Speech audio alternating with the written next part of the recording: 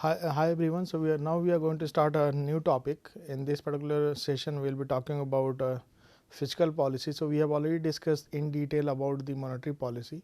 So now it's time to discuss the fiscal policy, because without completing both legs of the policy, it will not be good to go ahead with any topic. So I thought I should spend at least two sessions on fiscal policy, so that we will have at least some idea about what is in India context to how we try to measure the fiscal policy, what are the indicators that we should be focusing on.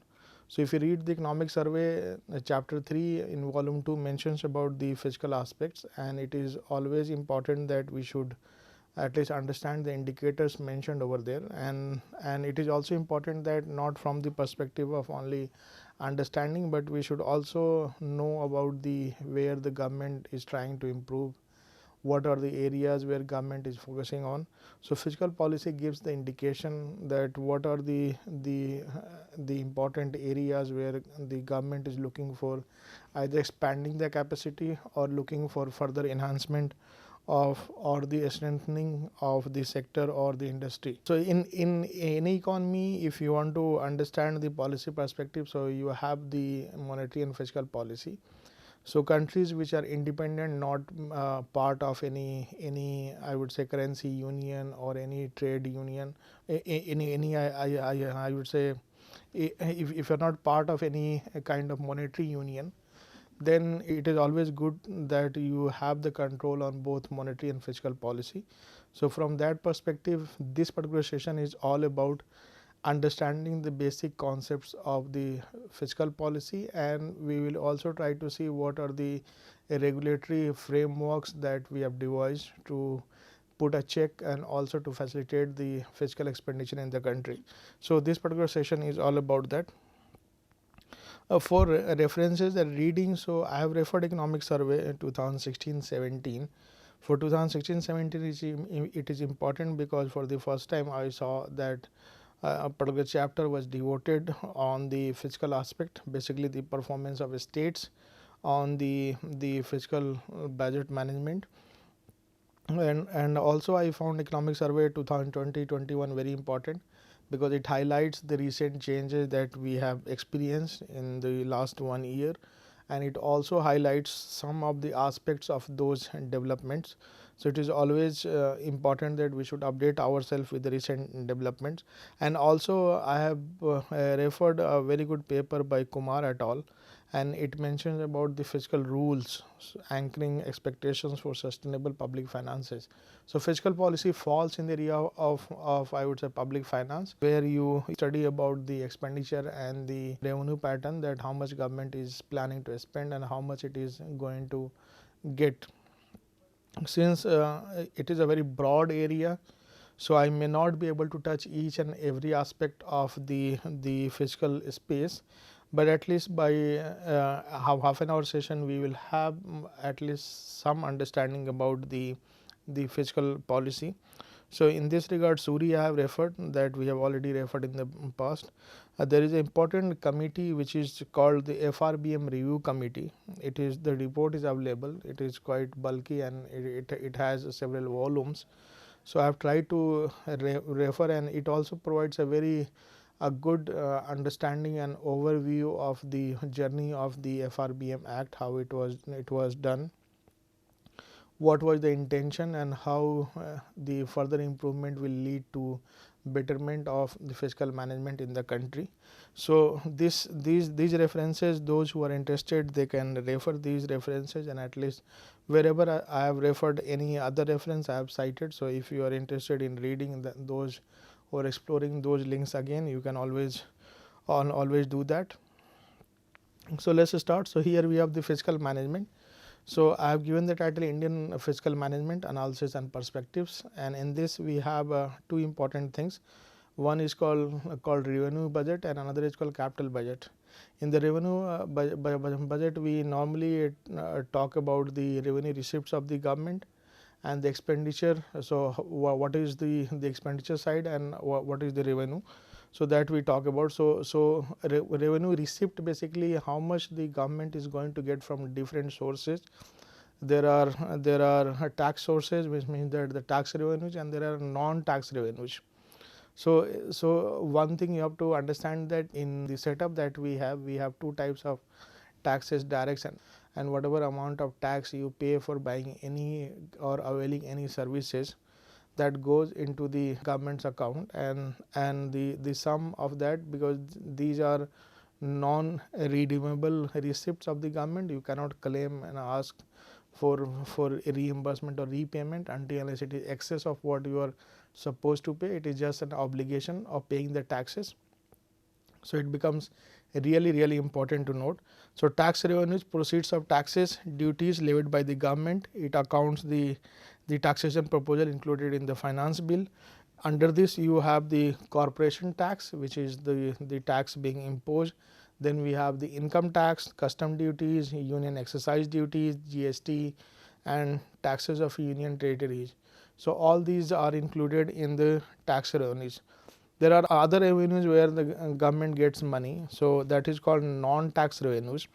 It consists of interest and the dividends on investment made by the government, and the fee and other receipts of the services rendered by it, and it is the interest receipt. So whatever loan it sanctions or whatever loans it facilitates to other or multilateral or bilateral loans that it facilitated, whatever rate of interest it gets on that, dividends and the profits that, so whatever we have the public sector enterprises functioning in India, and whatever amount of money they generate as a profit, they give it every year to the government.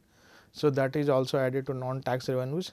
Then we have external grants also coming, and we without any kind of riders, and receipts of the union territories. So union territory directly report to the union government, and they are managed by the union government. So whatever surplus if they have in any way, they will be giving to the union government. So these are the sources where the government makes money.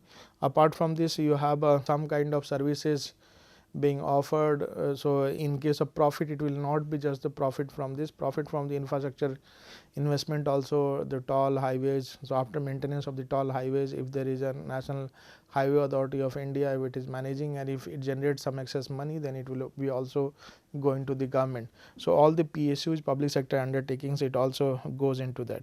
Then we have the revenue expenditure. All the expenditures of the government which do not result in the creation of the physical or financial asset, which means that it is just for the maintenance. So for instance, if you are part of the university or any college system, and the salaries of your teachers, faculty members, all will come under the revenue expenditure, because it is just the maintenance, or any kind of you have a existing service which requires some kind of take and care, then this will be, but there will not be any kind of new physical infrastructure coming. So if in your college, if you have a new classrooms, new departments, new buildings coming up, so that will not be part of the revenue expenditure. So mostly the personnel, law and order maintenance personnel, so it means that police, army, so all these things will come under the revenue expenditure. So all the expenditure of the government which do not result in the creation of physical or financial assets may be treated as the revenue expenditure. It includes the normal running of the government, departments, various agencies, and then interest charges on debt and grants given to state governments and others. So basically it means that until unless you have a new physical asset creation, then only you have a capital expenditure. You have two types of expenditure in India, which is called, now we are discussing revenue expenditure, but we also have the capital expenditure. In case of capital expenditure, this is just goes against where it is the additional value addition or some kind of creation of the physical asset infrastructure, so that we call it the capital expenditure. In case of revenue expenditure, it is just the maintenance cost or the normal running of the government. So if you are going to hire a new teacher or any kind of, if you are going to increase the seat in a course, for example, earlier in a course the seats were only 40, but now government is going to increase seat up to 30. So those 20 seat increase will be not part of the revenue expenditure, it will be part of the capital expenditure, because for that the department and the school will receive extra fund. So once we have a simple office running kind of thing. So that's why there is a special provision that how government can go for reducing the revenue expenditure up to 0%. So that there should not be any revenue expenditure. It will be only the capital expenditure. So what happens in case of revenue expenditure is that if your revenue expenditure is going to increase much, which means that you are not creating any kind of physical assets, but you are simply going for just for the sake of maintenance, right? So that becomes some kind of controversial topic, because some argue that if the revenue expenditure is going to simply increase, it means that if you are going to increase the salary of your staff, or you are just going to give them incentives, then that is not going to add that much value. It's better that you should invest in some new activities, where new activities will generate some extra income, and that extra income may further generate revenue for your and your government. So in that regard, there are some disagreements among the economists, but the definition remains same, that revenue expenditure is just the maintenance of or the running normal functioning of the government that you have or various agencies. Then here you have the capital budget. It consists of the capital receipts and the capital expenditures of the government. It shows the capital requirement and their financing patterns. For instance, the revenue receipt, introduction of loan, small business houses, small savings, external borrowings, all those things. So the capital receipts, basically that it majorly represents the borrowing and repayment component of the loan and advances of the government, which means that whatever it has received the capital, which means that whatever, so for example, if you are going to set up a new institution or new university, then you need some amount of money. Suppose the government has gone for borrowing that amount, so that will be a part of this, plus the repayment component. If there is already existing loan and there is some kind of loan service being made, then that will also be part of. And then here we have the capital expenditure. So the expenditure meant to create additional physical assets or acquisition of assets like land, buildings, machinery, equipment, investment in shares, loans and advances given to state government, PSUs and other agencies. So there is as I mentioned, in the case of revenue expenditure, we were just talking about the servicing part. Here we are talking about the creation of the new or additional physical assets. So in this, what typically happens that in case of capital expenditure, earlier it used to be a plan and non-plan expenditure. So plan and means that you are going to be having some kind of extra planning, which means that there will be additional fund allocation for that purpose. But non-plan, it means that you are not going to gap. So now it has been merged into the revenue and capital expenditure. Revenue expenditure takes care of the non-plan part, and the plan part is taken care by the capital expenditure. So capital expenditure is important to understand from the perspective that it talks about creating additional. So once we have the additional asset, then it leads to, suppose in your university you are going to have a new auditorium, or you are going to have new roads. So which means that there will be extra funds an allocation for that purpose. There will be seeking of grant from different planning or different bodies. So that will go into the capital expenditure, and people have also agreed that the capital expenditure creates more or generates more income, but there is a limit to that, because in case of developing countries it is easier to say that the capital expenditure creates extra amount of employment and income, but in case of first world countries this goes completely against, because they already have those infrastructure. So ultimately you have to spend either on the revenue side, which means that the maintenance takes a lot of burden on the government. So those things are added here. There will be also a term called capital outlays. So money which is being directly spent, that comes under the capital outlay. So I hope the revenue and capital expenditure difference is now clear for all of you. Then we have the budgetary deficits. So budgetary deficit is nothing but whatever you have the expenditure, aggregate expenditure minus aggregate receipts that you have. One term that remains quite debatable on your on your television channel and even in the print media, the indicator which gives a headache for everyone, or it becomes the headache for everyone, which is the fiscal deficit. It shows the excess of all expenditures, both revenue and capital, plus loan net of repayment, net lending over the total revenue receipts, plus the non-debt capital receipts. So non-debt capital receipt simply that it is just some kind of extra grant or something, so that will also be part of. So here the proper definition includes the total expenditure of the government, capital and revenue expenditure minus total income of the government, revenue receipt plus recovery of the loans plus other assets. So in case of the deficit that we normally say about the budget deficit or the total deficit if you want, so gross revenue minus gross, or you can simply calculate by taking into gross expenditure whatever the revenue receipt that you have minus or you can simply go by the revenue expenditure minus the revenue receipt. So that becomes the normal deficit that we have, the gross deficit that we can say. But in case of fiscal deficit, we also take into account the net debt part. So which means that it also talks about the loan net of payment. So some kind of interest component will also be attached, and that's why this indicator shows also the borrowing side of the government. So that's why the fiscal deficit becomes really important topic to talk about. So fiscal deficit shows the entire shortfall in the non-debt resources for financing the government expenditure. It shows the overall borrowing because as I told, it also takes into account the net of repayment, that how much it has been done over the total revenue, right.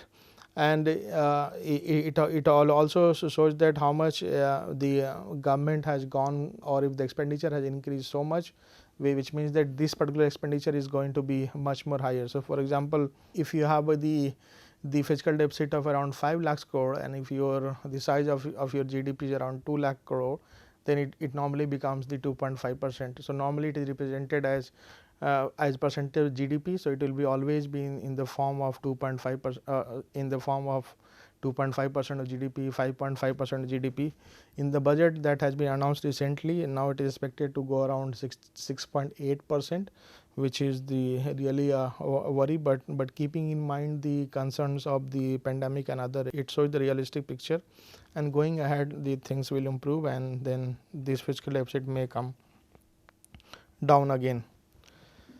Then we have the revenue deficit, total revenue expenditure minus total revenue receipts that you have, but borrowing is not taken into account, and that's the difference that I wanted to mention in the previous.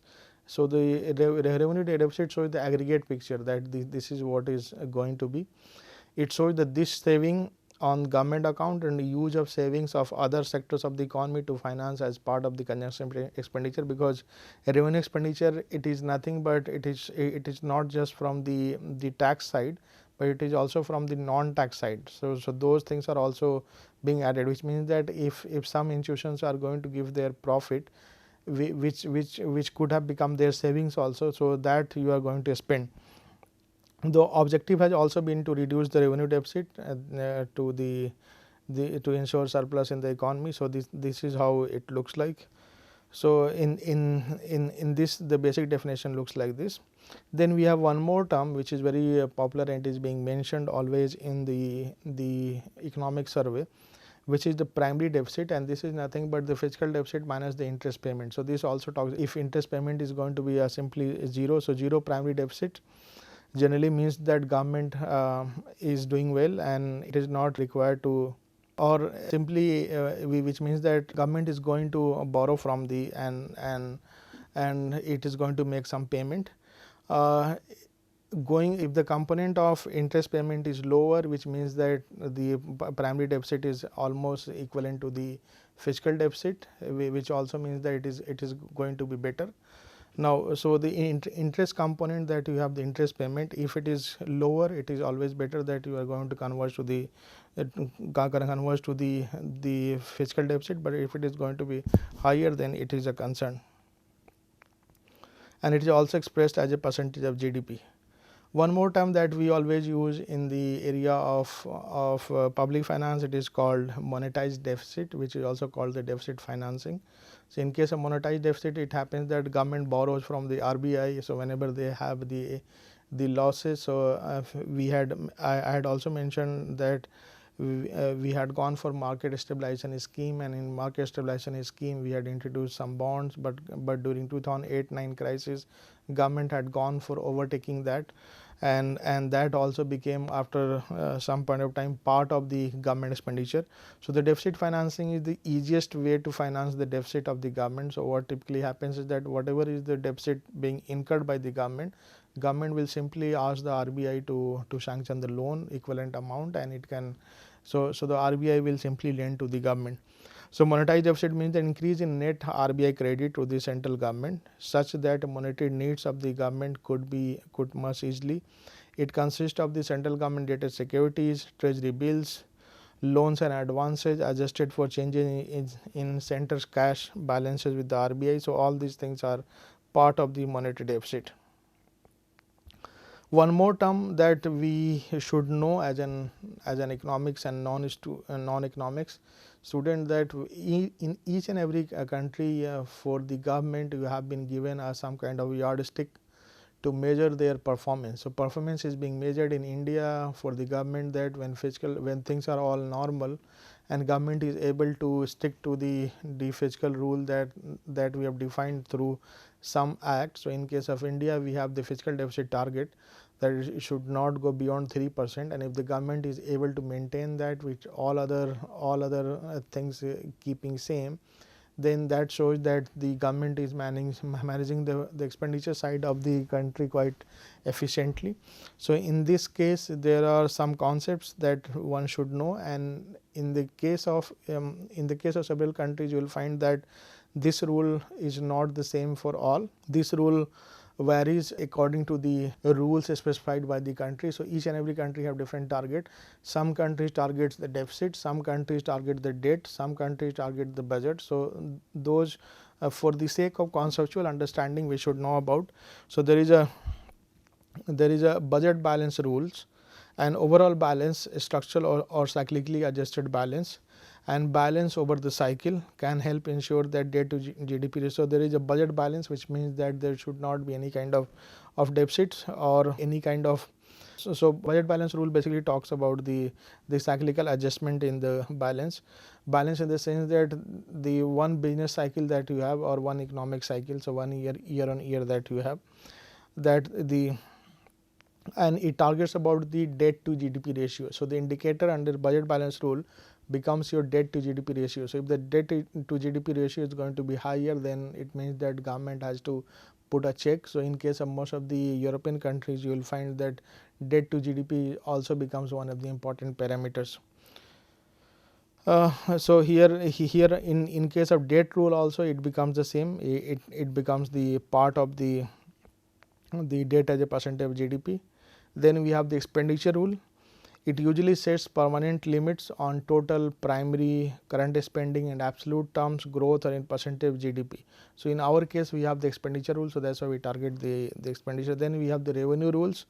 It sets ceilings or floors on revenues and are aimed at boosting revenue collection, preventing excessive tax burden, which means that a government is now targeting the revenue that if they have $100 billion rupee, then that is sufficient to manage the economy, and for that they cannot go for some kind of, there is a rule to optimize the tax burden so that it gives incentive to the taxpayer to pay. Otherwise you should not keep the interest tax rate so high that it discourages the ambitions of the individuals, because if the tax rate is going to be higher, then it happens that people will be satisfied with the lower income job and they will not be aspiring to get into the higher income job, because they know that if they are going to go into the higher income job, then the tax incidence is going to be higher, and as a result they will have to pay, they have to shell out extra income, and that may not be self satisfying for them from the effort point of view, that how much effort they have put and how much they are able to make money.